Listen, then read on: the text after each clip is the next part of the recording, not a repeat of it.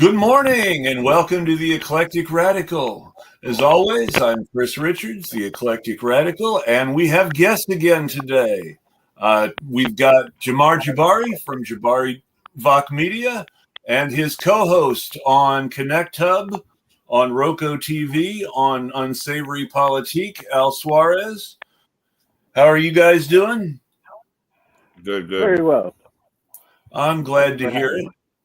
Since we're talking about the Tate brothers today, I wanted to go ahead and start everybody with a short background, which is that Andrew and Tristan Tate are right-leaning manosphere influencers with horrible criminal records in Romania who fled to the U.S. as soon as they got a travel ban lifted. And now, because Ron DeSantis has filed his own charges here in the U.S., now Andrew Tate has been apparently tweeting about possibly leaving Florida and going back to Romania, because really what's the point in hiding out in the U.S. if we're just going to charge him too? That is per the court authorities' YouTube show. I was watching them. That's the thing. In Romania... Go ahead, Al. Well, that's the thing. Yeah, that's the thing. And I don't know full details of his case, just from what I looked at so far. Romanian law is actually different than a lot of EU countries. Yes. It's was acquired by the EU relatively recently. He was never convicted of anything, but you're right, there was charges. He's still under investigation. And yes, and they can still put you pending trial. Yes, so they can still put you. Yeah, they haven't dropped the charges. That's correct. And they can still put you in house arrest and even jail before you've been convicted. There had been a travel ban. There had been a travel ban to stop him from fleeing Romania before his trial date. Yeah, so and the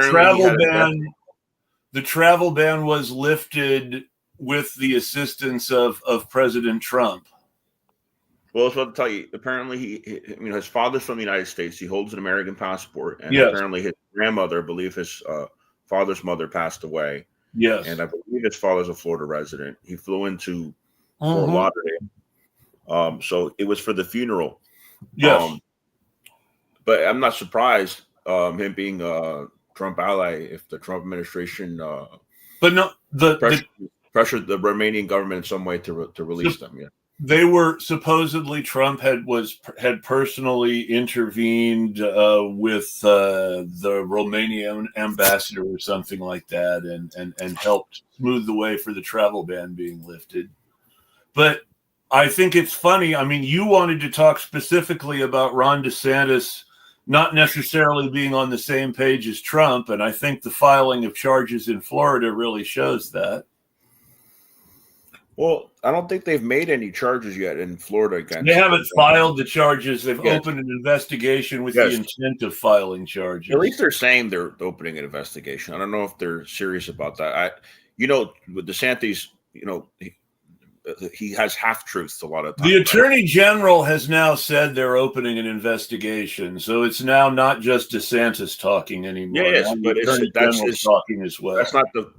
That's not the Attorney General of Washington, right? That's his. No, that's the Florida Attorney General. Now, they're the guy who was appointed by DeSantis when your previous Attorney General was appointed to the cabinet to become the U.S. Attorney General. Pam Bondi, yeah. But I don't think that. How were they able to charge him with what, though? What would they charge him with if he committed a crime in Romania? How would they charge him and have an investigation? I don't fully understand the investigation. Well, it's kind of like with Assange now, because the way the law works is different because it's extraterritorial now. So if you commit a crime anywhere in the world and you enter the United States now wants to try you. I don't see them sending them back because you don't deport U.S. citizens to other countries. It doesn't work like that. But they could, on behalf of, I guess it's called an abstentia, like in behalf of the Romanian authorities, they would try him in Romania and then here somehow. I don't know. I don't think it's going to happen. But American criminals who are American citizens have been extradited to other countries for trial before. That's worth noting. That's interesting. I know if that did happen, it's very rare, right? You wouldn't deport an American citizen, obviously. But if somebody's got pending charges against them and it looks like they're hiding out, then we do have extradition treaties with Romania. They do work both ways. Romania can ask the U.S. to extradite, and then the U.S. has to make a decision about whether to do it or not. But has the U.S. ever done that? Ever I don't know US about citizen specifically to Ukraine. I mean, we've extradited American criminals to other countries before, yes. Yeah, it's very rare if that's happened, though. I don't see that happening here, but we'll see. Now, it depends on the other country. We're more likely to extradite an American criminal to the UK than to Mexico, for instance. Yeah, for example, like the Swedes kept corresponding with the British authorities saying, we want to drop these charges against Assange. Yes. And the British said, no, keep it up, because we need it as justification until the Americans can bring the charges to hold Assange. Who knows what's going on in the background? Not to compare Assange to the Tate brothers. I'm just saying, like, the legal processes could be similar. Well, you've also got the thing where, like you said, he is an American citizen. He is a British American citizen. Yeah, he's African, half African American, through his father. Well, his father was a well-known chess player. He was very, very famous for that. His father was a very good chess player, an international master. Yeah. It's kind of ironic, really. So people talk about Andrew and Tristan being a monolith. I believe Tristan's less pro-Palestine than Andrew is, because Andrew's Muslim. So they actually kind of differ on the Palestine question. I don't know about I don't know about their private politics beyond the fact that they have endorsed quite a lot of Nazi politics. And my general policy is to ignore Nazis and not really dig into do exactly what they think, because I honestly don't care once I know they're Nazis. That said, you're going to see people who are going to try to spin this. Oh, he's being plotted against because he was critical of Israel. It's worth noting that he was facing charges before he was ever critical of Israel in Romania. Right. Well, the British, when I spoke to, they see them as a threat. Go ahead, Jamari. Go ahead. When I spoke to Janan Matari, who is a big influencer in the Palestinian movement, she told me that there's this weird bro thing going on with Andrew Tate with some Muslim men, because he's manhood. Can't hear you. You're clicking out. It's just static. You might want to mute yourself and then unmute yourself. Then it should kick in again. All right, can you guys hear me now? Yeah, so the last thing we heard you say is there's a bro thing with Andrew and some Muslims and related to Palestine. What was that? Yeah, she was just teasing about how all the bros were like in love with Andrew Tate because he converted to Islam, and they were actually doing rallies against his charges. And this was predated before the incursions that happened in Palestine. So definitely this is predated before Palestine even got into the big social media spectrum. So anybody saying that, the Israelis are coming after him, I would not believe that. Well, I do think the British authorities are going after them. And one of the reasons is they feel threatened that they've been able to, for lack of a better word, convert a lot of the British youth over to their view. Like I told you the other day, Jabari, I would love if these guys, these charismatic brothers, were on the left. They could recruit a lot of young people to do good things, and instead they're using their charisma. To the dark side, to the right. I mean, their popularity is based on the fact that they did a bunch of misogynistic podcasts about how to more successfully get away with abusing women. And if you're really good at it, maybe make women thank you for it before they catch on. And, I don't care about their politics. except for the fact, that it's obvious that anything that they professed as left wing would be bullshit at that point. Go ahead.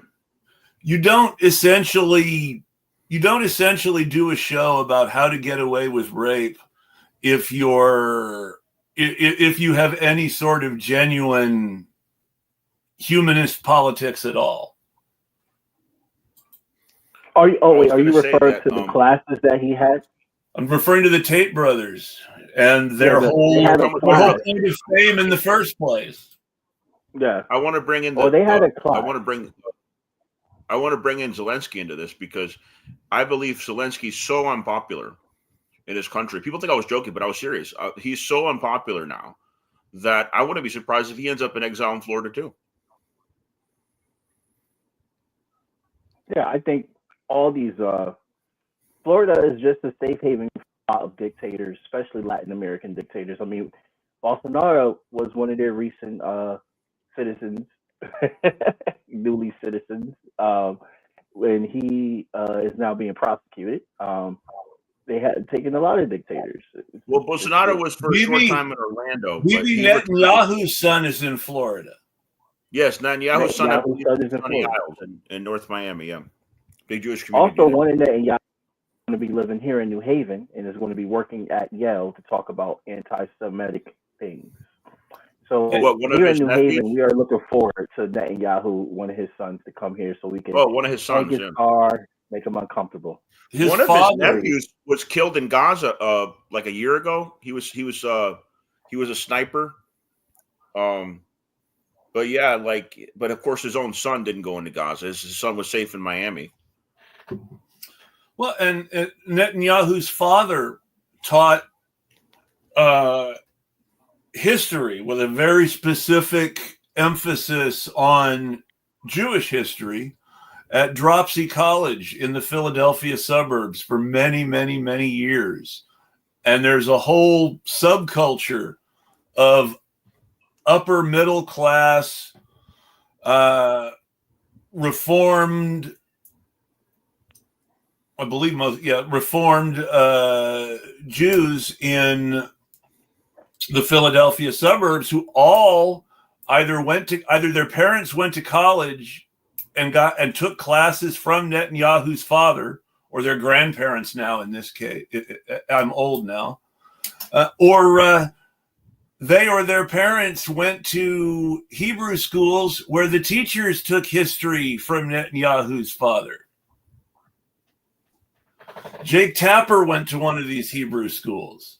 The governor of Pennsylvania, Josh Shapiro, went to one of these Hebrew schools. There's this whole thing. And it's hilarious how American the Netanyahus are. But to get back on the subject, my colleague Connor is absolutely right here. The key to the Tate fantasy for incels is they cannot get dates.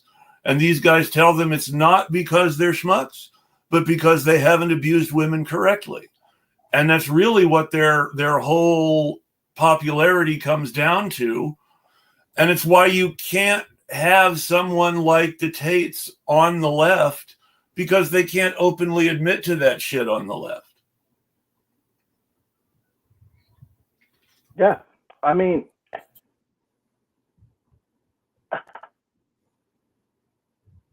I don't have a response to that. I feel very, very upset about something else I'm going to bring up later. Go ahead, guys.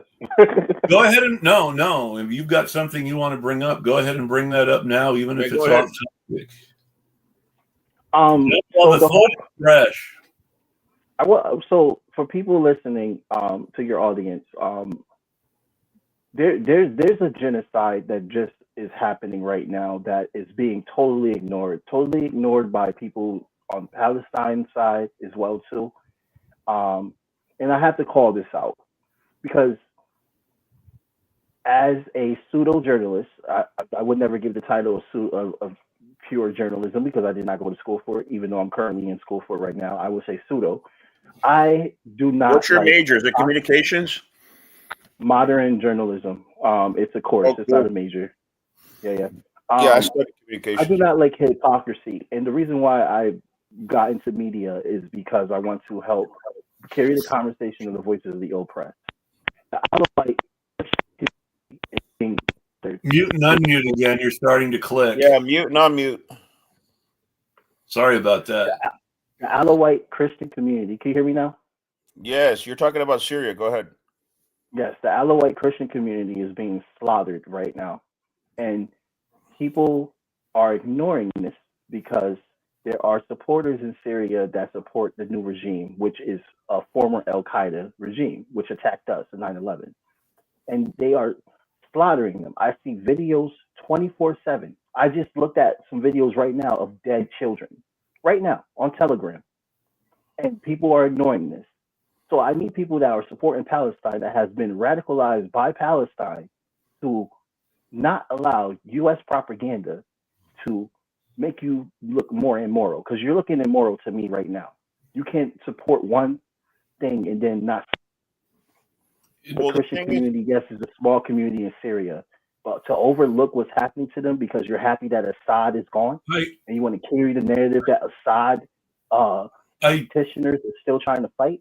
I do want to make one small correction, which is that the Alawites and the Christians are two different groups.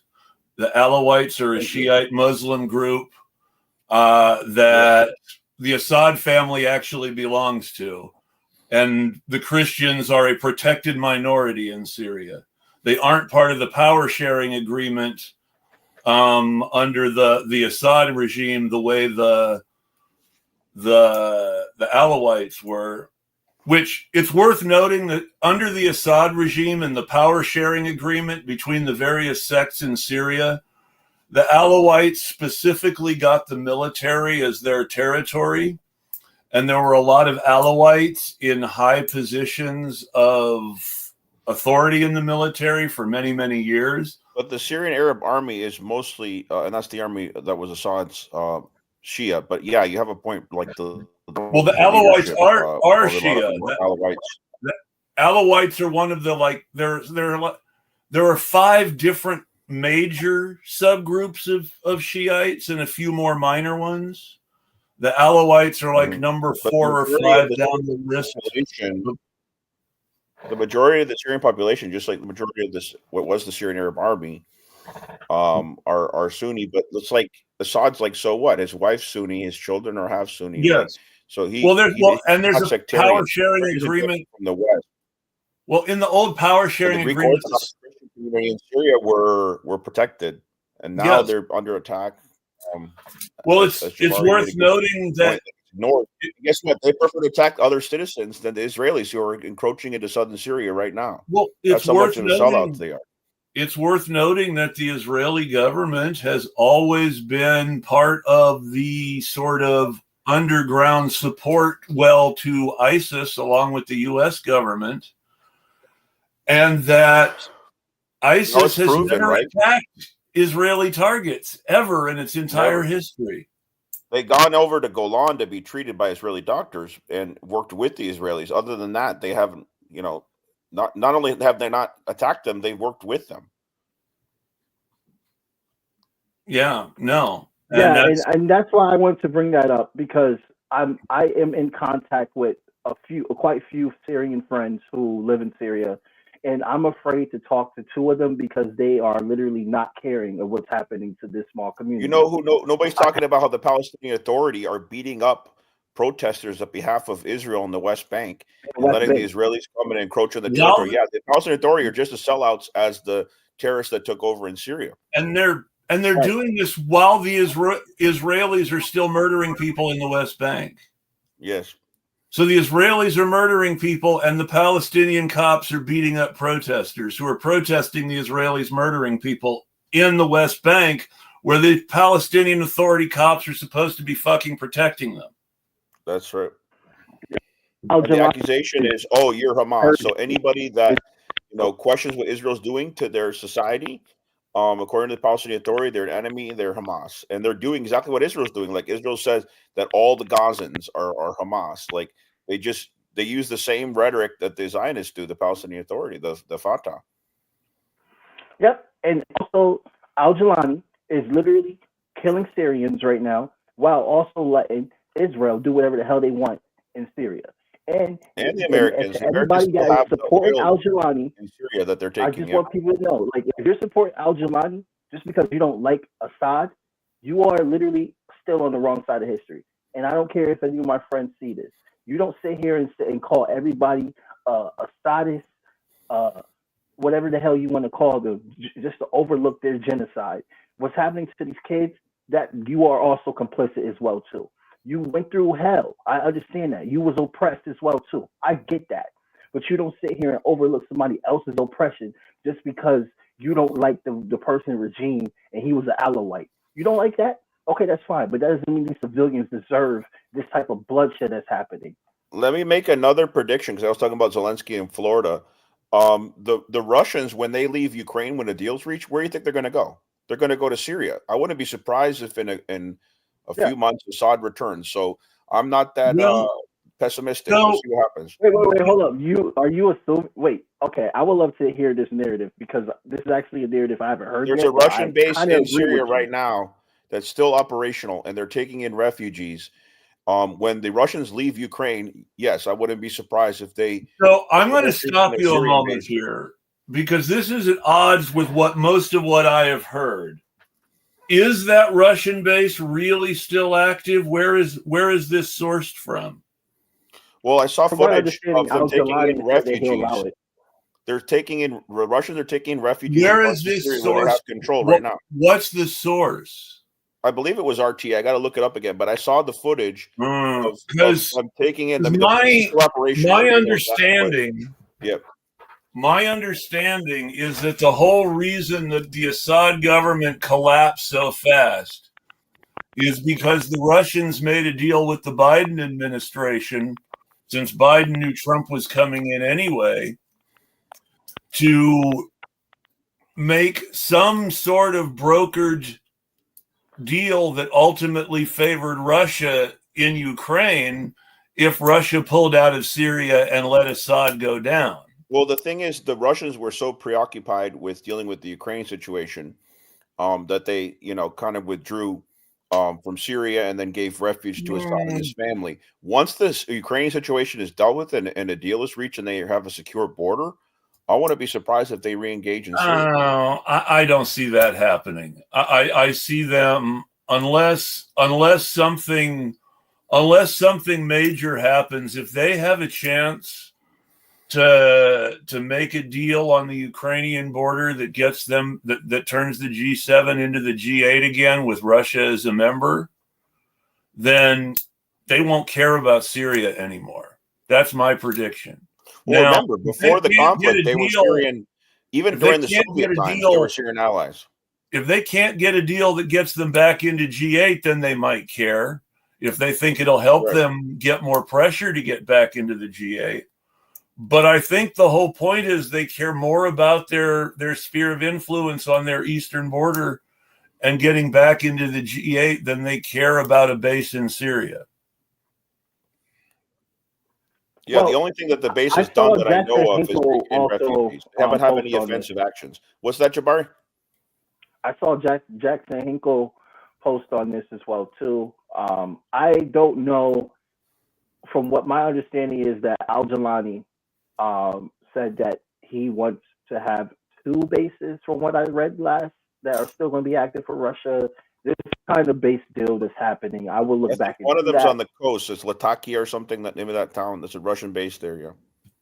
Yeah, and I did hear that there were people running to that base for refuge as well too. Yeah. I mean, Jackson Hinkle's not a good source, right? But yes, there's other sources that are confirming that too. But I think it's very problematic that majority of Syria supports Idlib, supports HTS. I'm just going to say that I have a problem with a huge following of Syrians supporting HTS. Well, a lot of the Syrians in the diaspora support them because they had issues with Assad and his family. But within Syria himself, I'm sure the majority reject them. That's why they're oppressing them so much, because they're trying to control them. Well, I don't know, and I don't want to guess. I mean, I don't want to guess either, but one of the big problems that I see is we tend to guess all too way too much based on our biases. What people in the other Syrians are not countries sectarian. They learned that from the West. So this Well, regime is sectarian. It's imposed on them because Israel and the United States supported this regime change. It's non-sectarian isn't strictly accurate. They were sectarian, but they had a sectarian power sharing agreement that was supposed to keep the peace. And it did for a while, but that power sharing agreement is out with Assad, and that's why you're seeing reprisals against Alawites and targeting of Christians by pro-ISIS militants, because those are the people that the Sunni want to drive out anyway. Yeah, but if you're a Sunni in Syria and you're critical of the government, they're going to go after you too. They're sure. And let me make the point about. It's important to make the point about Libya. Okay, so before Gaddafi, yes, they were very tribalistic. I would say more tribalistic sectarian because they were mostly Sunni. But they were very tribalistic in Libya, and that was part of the history of colonialism that divided the people there when Italy controlled it. And so the socialism that was introduced by Gaddafi, by Gaddafi, helped unite those people. Later on, they had to bring in foreigners. They like a lot of the so-called Libyan rebels were Chechens, were like red bearded, red-headed Chechens. And it's the same in Syria. Like they were sending in foreign mercenaries to try to impose sectarianism. So I don't think your average Syrian Sunni is sectarian. There's a history of that, but things have changed. Now the thing to remember, the thing to remember is that the Syrian Democratic Army, which was originally recruited by the I hate it when I can't talk, by the Kurds to support Arabs who were fighting against Assad, allegedly, with, CIA money. But the Syrian Democratic Forces were part of the deal that the Kurds made with Assad and were fighting against Jolani. So even the U.S.'s former allies are not 100% on board with this guy. Jolani's anti-Kurd as well, even though the Kurds are mostly Sunni, like, wants just the ethnic Sunni Arab, He's pro-Turkish type of nationalism to do. Jolani, he wants the Ottoman Empire. ISIS have always been Turkish surrogates in Syria. Oh, yeah, because, for example, Erdogan said he was going to send troops into Lebanon the moment Israel invaded. And while the Israelis were still invading Lebanon, rather than do that, he actually sent troops into Syria to help overthrow alongside Israel. I cut Jamarr off, so let's let him talk. Okay, go ahead. Oh, well, since you guys are awesome historians, I want to bring up something in history. I'm not a historian, but this type of activity is very human-like. This isn't a Middle Eastern attitude. I don't like the fact that people think Middle Eastern people are very violent. When the Germans fell, there was incursions to slaughter as many Germans as possible, especially with not in Yugoslavia, but up in those regions. Well, I'm pretty sure you guys know more about that. When I was reading about Stalin, he was trying to stop those incursions. There were people literally slaughtering Germans all over the street after Germany fell. There was military actions to kill off Germans. And not just Germans, collaborators. There were a large number of Russian-speaking people of German descent in the Soviet Union. Yep. Most of them were pro-Soviet, but some of them were collaborators. But after World War II, there was a problem with people whose families had been killed by Germans taking out reprisals against specific Germans who they thought were connected to people who had hurt their families because of names in common and things like that. And one of the reasons for the huge population exchange between the Soviet Union and various Eastern European countries and Germany after World War II was because there was a part of what had been Germany that was part of the Soviet Union after World War II. The city of... Was it Kaliningrad? The city of Kaliningrad in Russia was originally a German city, and the German population suffered reprisals from some people in the Soviet army, and there was a population exchange between Kaliningrad and a city that had been Polish but had a Russian population and was now... And there were a bunch of these. There were a bunch of these population exchanges. By the way, most of Ukraine, which in Slavic means borderlands, was either Polish or Russian territory at one point as well. Yes, that's correct. And the original Cossack nationalism movement that eventually evolved sort of into the Ukrainian nationalist movement was involved in playing the Poles and the Russians off against each other for the best bribes to the Cossack leaders. Well, there was also religious wars, right? Because the Polish were Catholics, and then, of course, the Russian Orthodox. The Polish were Roman Catholics, and the Russians were Russian Orthodox Catholics. The Poles claimed to be the heirs of the Western Roman Empire, and the Russians claimed to be the heirs of the Eastern Roman Empire, and a whole bunch of other stuff. Yeah, then you had the Greek Orthodox and the Byzantines and all that. Well, the Russians claimed to be the heirs to the Byzantine Empire because this is one of my favorite stories.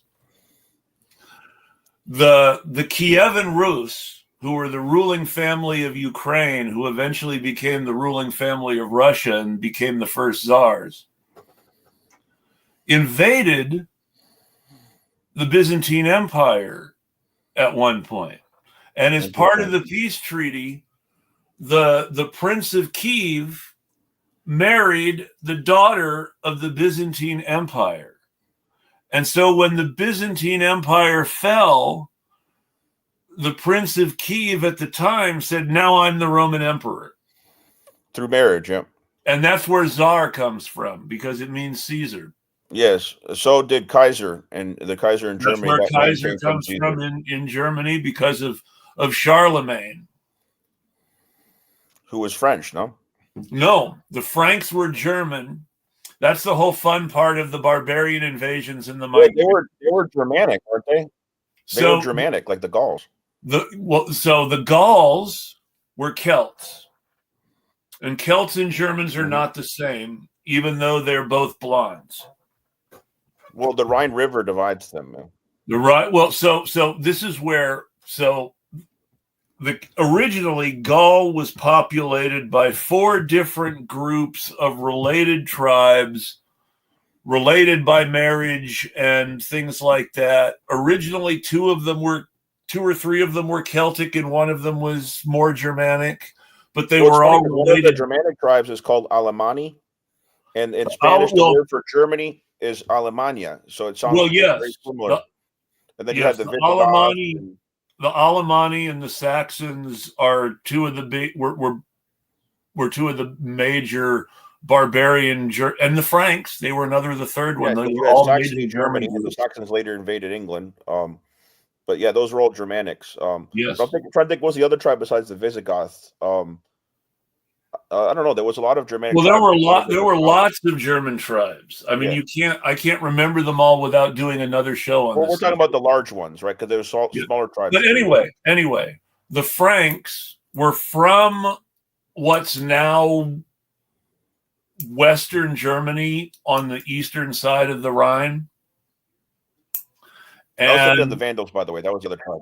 Yeah, and ended up conquering an empire that consisted of modern Germany, modern France, modern Italy, modern Switzerland, modern Belgium, modern Netherlands, and the little Liechtensteins and Luxembourgs that are all in that mess. So that was all. We're not talking about Luxembourg. We're talking about the country. The country. And Luxembourg, yeah. And Constantine's sons and grandsons fought a bunch of wars against each other. And when those wars were over, we had Germany and France and Italy. Are you talking about the Samson I team wanted to bring that up oversaw because the Treaty of Mosaic? Go ahead, and they Jamarr. picked what gospels were going to be Bible. That's earlier. That was I wanted to bring that up. Okay, that was a different Constantine. There was a lot of Constantines. I don't know Constantine, not Charlemagne. But I wanted to bring that up because I think it's important that even though, for people listening that like earlier. Yes, I'm very mad at Syrians that are supporting HTS, but I do not fit in that cloth of being Islamophobic or any type of xenophobia, any type, because throughout history, what we're seeing is a repetion of people that have become outraged and radicalized off of oppression, and they make decisions like this, horrific decisions, yes, because they want to feel justified and bring vengeance back. Now, I relate to that understanding with being black and being educated in the Nat Turner Rebellion and also being educated with Haiti. But yeah. I totally disagree with, okay, Assad is overthrown. Let's all slaughter citizens now. I think it would be extremely dangerous too for anyone to compare the Assad regime that too, yep, to the slave power that ruled Haiti before the Haitians overthrew the French. I mean, right. I don't think there's a comparison. No, there was no. There's no comparison between Napoleon II and Assad. There was no 80% of the population being owned by the other 20% of the population in Syria, even under Assad. So I think it would be wrong to compare the two. At the same time, I don't want to undersell the suffering of people who were oppressed by Assad. At the same time, I think it's very important to understand that ISIS is not about any sort of liberation for Sunni people from Shiite dominance. ISIS is about establishing a Sunni caliphate and killing all the Shiites. I thought that's what we all understood. Yeah, that's what I thought. And then when there was an actual caliphate in Spain, not only was it a time of prosperity, it was a time of religious tolerance. The Christians and the Jews, so there's were a not big oppressed, difference. Didn't have equal rights. There's a big the caliphate difference. that they interpret is not historically accurate. Yeah. Well, I mean, there's a big difference between what they're calling the caliphate and history. However, there were periods in every Islamic caliphate where more fundamentalist leaders invoked more hardline policies. Most notably, the Abbasids got very hardline Sunni and persecuted a lot of Christians and Jews that they thought were helping the Shiites in what's now Iran during the old Caliphate of Baghdad days. So I mean, I don't want to undersell Sunni and Shiite conflict even in the very best of Sunni history, because it's important to understand this is a huge division in Islam, and people who I would otherwise consider comrades would potentially have very strong feelings about each other based on their interpretations of the same history, based on their sectarian framework. So it's worth understanding that it's a serious conflict, and that this hardline Sunni sectarians in ISIS represent something that has always been there. They murdered Ali's grandsons, after all. Mm-hmm. Well, they murdered the two of the grandsons of Muhammad. Yes. In the battle in Iraq. I believe it was in Basra. Yes. And so they murdered all. I don't understand that history at all. I'm gonna like when you guys say we have a bias. I was raised in the West, just like both of us, all three of us was. I don't understand the bloody conflict of the Sunnis and the Shiites, just like I don't understand the bloody conflict of the Catholics and the Protestants. But actually, it's basically the same sort of the difference. The difference between the Sunni and the Shiites is like if you said that Paul was the Messiah instead of Jesus. Well, I'll give another example. Here in Florida, the Protestant French Huguenots controlled a town not far from here. It's basically part of Jacksonville now. It's called Fort Caroline. Yeah. And there was a massacre.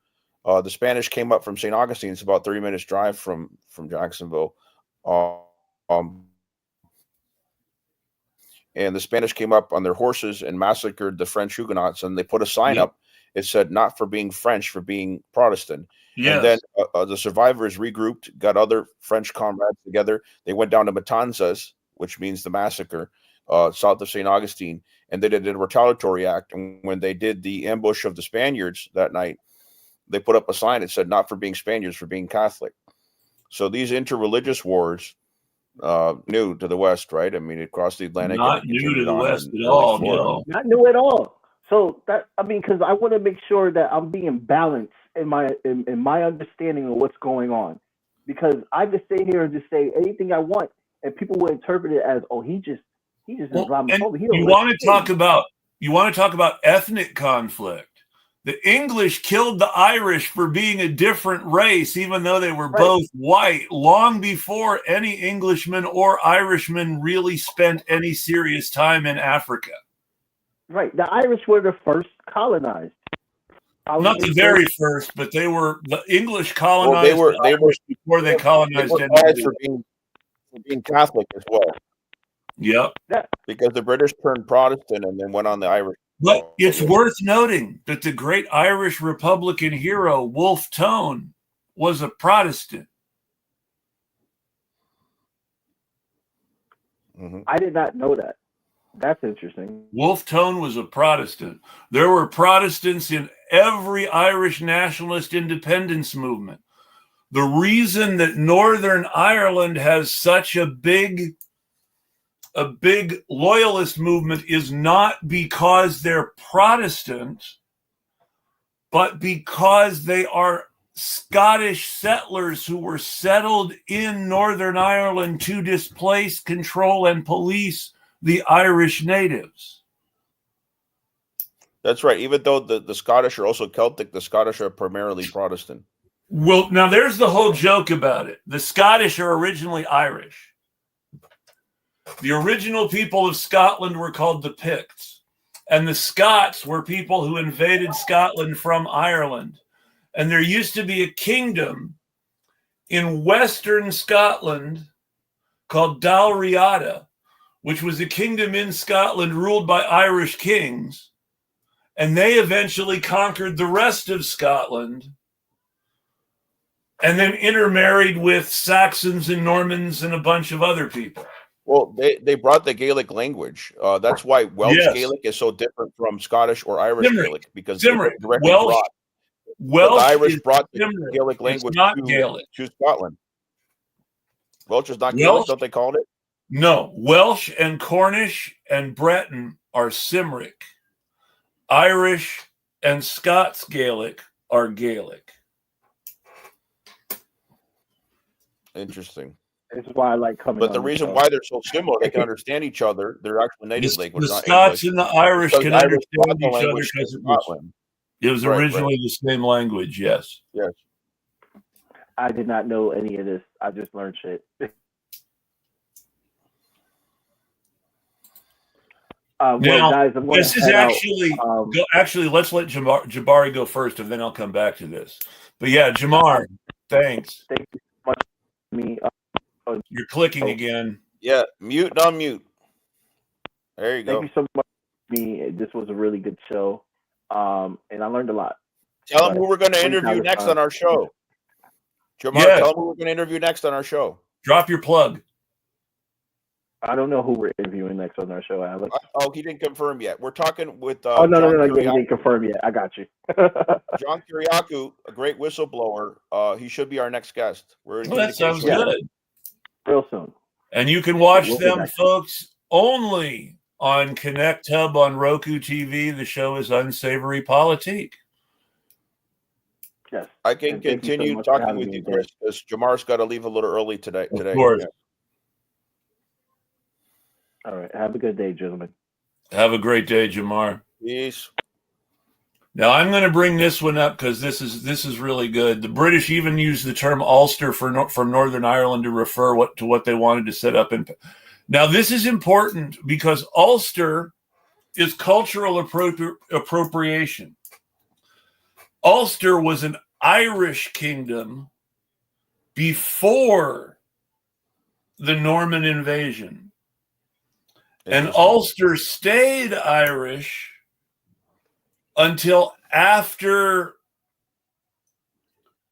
Cromwell completed the conquest of Ireland.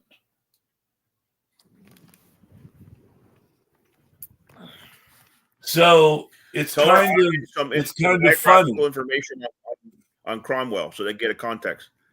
Well, Oliver Cromwell completed the conquest of Ireland. It had sort of been started by Queen Elizabeth.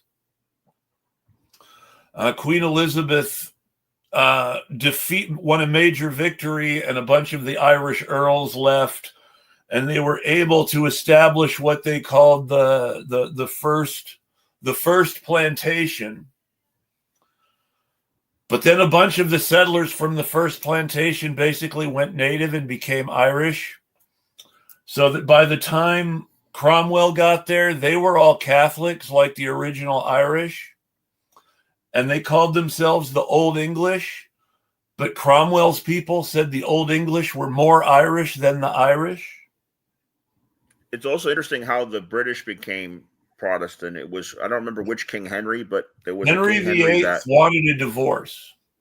Yeah, he wanted to divorce the Princess of Aragon, his wife, because he thought because he wanted a son, and she hadn't given him. His daughter Elizabeth later, she made the Anglican Church. His son first. His son made the Anglican Church first, and Elizabeth restored the Anglican Church after Mary tried to destroy it and reestablish Catholicism. Yeah, because her sister Mary was a Catholic. But my point about Ulster was that in the same way that Israel has tried to appropriate almost everything about Palestinian culture and make it Israeli. They even make hummus Israeli. They sure tried. But you see the British colonists, specifically the descendants of Cromwell's Scottish plantation in Ireland, using the term Ulster is like the Israelis appropriating Palestinian culture. I'm getting an ulcer over Ulster, man. But I mean, Florida really is, and we sort of touched on it a little bit before, Florida really is where everybody runs to. I mean, we've talked about Venezuela before on this show, you and I. Like half of Miami. There's a whole lot of folks in Miami who used to be Citgo execs or bank execs in Venezuela.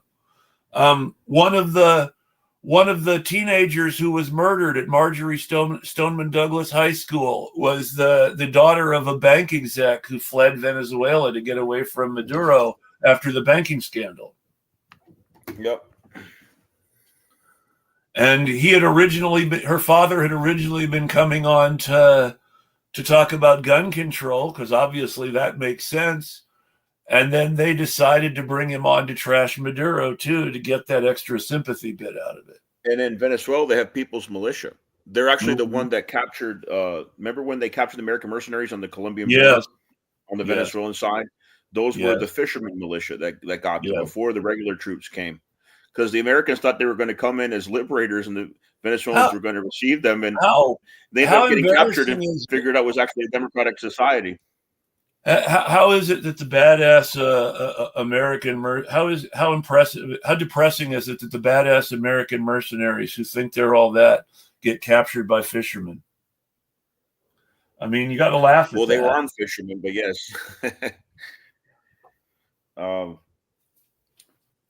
Hey, I can't seem to find the I don't know if you do the Facebook Live anymore. Oh no, I had never done Facebook. Twitter Live video anymore. No, you can only stream to Twitter now if you pay for it. You can only stream to Twitter if you. No, I meant Twitter Live. What do you mean Twitter? What do you go on YouTube? Send me the link when you get a chance. I'll make sure to share it. Sure, I can do that. Yeah, no, I didn't know what you meant because we're only streaming to YouTube now. You can watch the show on my Substack. You can watch the show on my Patreon. You can listen to the podcast or download the podcast from what's that obnoxious platform that pays Joe Rogan so much money? Spotify. You can download the podcast from Spotify. But you can't watch the show live on Twitter anymore because you can only stream to Twitter if you pay for the privilege. I remember when Joe Rogan, portrayed himself as a progressive. He had people at the time like Bernie Sanders and Lee Camp on his show. And now he's just full Trump, like a just incredible sellout. It's not a matter of selling out. He was always working to normalize right-wing stuff. It's just now he can freely express himself the whole way. I mean, a lot of times it's not a matter of selling out. It's a matter of people were always opportunists with the Nazi streak, and they were just waiting for their opportunity. But Tulsi Gabbard has done a 180 on so many different views, like what she's done. I mean, there's no other way to call it. She's not really done a 180 if you look at who she was when she was a kid before she ever went into the military or ran for office. You have to remember that she was a poster boy for her father's anti-gay. She was the poster girl for her father's anti-gay movement in Hawaii before she went into politics. And was that before she converted to Hinduism? It's the same cult. Her father's a member of the same cult she is. Interesting. So, and it's incorrect to completely call them Hindu, actually, because they're a member of a cult that split off from the Hare Krishnas. Yeah, because you have the Hindu nationalist, right-wing nationalist that and she's very friendly with right-wing nationalists. She refers to herself as a Hindu all the time. But for a long time, she was against the drone warfare, the surveillance state. She's not advocating for pardoning Snowden anymore. She was never against drone warfare. She was never against drone warfare. She was against interventions and regime change warfare. She was never against drone warfare. She always supported drone killings. Yeah, but let's say tomorrow Trump goes into Panama and overthrows it. She'll support it. She'll stay in the cabinet. She's an opportunist. She was always for overthrowing Venezuela. Well, I'm telling you, she was critical during the Venezuelan embassy protection action in 2019. She was one of the people that was critical of the government then of Trump then, saying that they shouldn't go in, that they should. She was talking about regime. She was trying to sound good on regime change because regime change wars was her issue, by which she meant Ukraine and Syria. And so she sort of had to play along with the Venezuela. But she was always pro-coup in Venezuela, even when she was claiming otherwise. And to prove it, where did she work? She worked in AFRICOM, where she was helping to support coups. So that's a selling out. That's being hypocritical. She's just been hypocritical the whole time. I mean, even when she was trying to play, I'm against regime change wars, she was... Every time she went on active duty, she was going to Africa to support regime change wars. It's like the other genocide people don't talk about very much is the Congo. And the genocide in the Congo happens because Rwanda invades the Congo to make the Congolese genocide their own people in order to keep sending rare earth metals to the West. Paul Kagame of Rwanda is Bill Gates' favorite dictator. Yep. It's just, there's so much stuff going on. Well, yeah, unfortunately, Florida is no longer a swing state. It is a full red state. There's a number of Democrat mayors, but it's full red generally now. A lot of them are imports right from other parts of the country. And now, of course, you have people that are infamous in exile here. What happens is on both sides is really clear. One side gets a majority for long enough, and they gerrymander the state, so the other side no longer has a chance, even if they win a majority again. It's like Wisconsin, where the Republicans had it so gerrymandered that even when the Democrats were winning by 60%, the Republicans had a tiny majority in the House.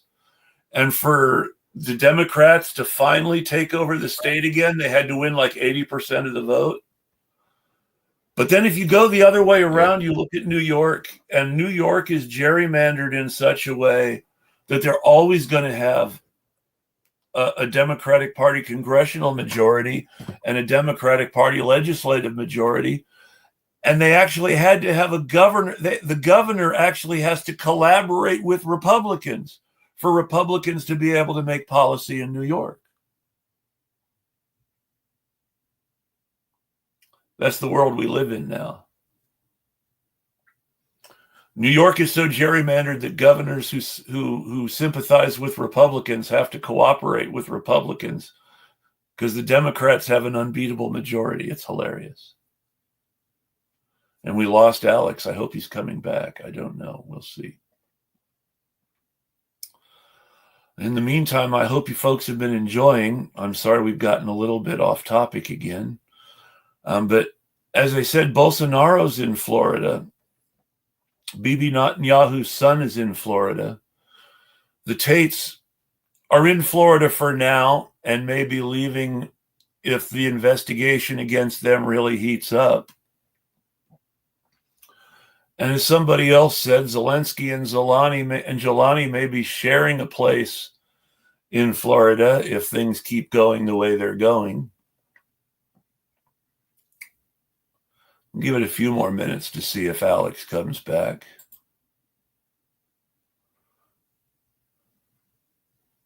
This is funny, and I'm laughing. I think the fascist takeover of Florida has a lot to do with the Florida man phenomenon, the Bayou Übermensch effect, those high wet bulb temps and all that swamp gas. And we laugh, but it's worth noting that a lot of the Florida man jokes are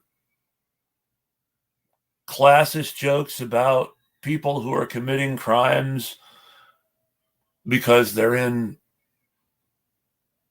extreme, desperate financial straits and have to do something to survive,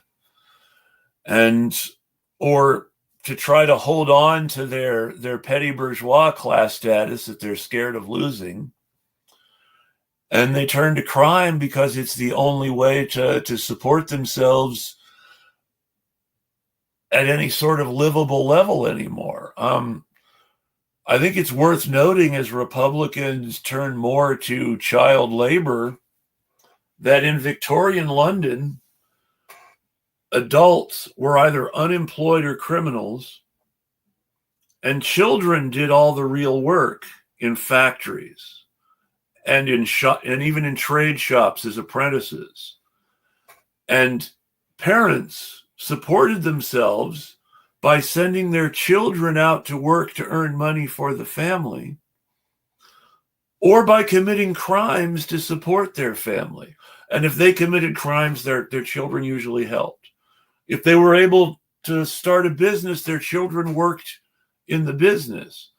So children worked and got paid very little for it, or their parents got paid for it, because you couldn't employ adult men because the capitalists didn't want to pay that much money.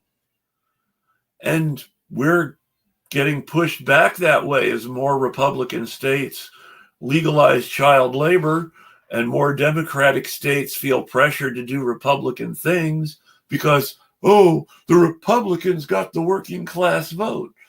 Whether that's true or not. Mostly the working class doesn't vote and stays home, but the media doesn't want to talk about that. It looks at this point like Alex isn't going to be able to make it back, and I'm not going to be able to do much more of a show by myself, as you can tell from my voice. But I want to thank everybody for watching today. I want to thank Alex and Jamarr for joining us. Again, you can catch them on Unsavory Politique exclusively on the Connect Hub on Roku TV, whereas you can see me on Patreon at Eclectic Radical, on YouTube at Eclectic Radical. You can download the podcast on Spotify, and you can, of course, watch the show when it goes out on Substack later today. So I want to thank everybody for joining. If you enjoyed the show, please like and subscribe here on YouTube. Consider following the mailing list on Patreon on Substack, so you don't miss any episodes. And if you feel like supporting the show, please become a member of the community on Patreon. We could really use your help. And Noli, thanks for joining us. I'm sorry you missed me too, but I'm glad you were able to make it here near the end. I would have tried to go for another hour, but I think my other guest had technical difficulties too. I'm really glad you could make it at least to say hi. And folks, again, I will see you all next week, and we'll tweet at you. Thanks.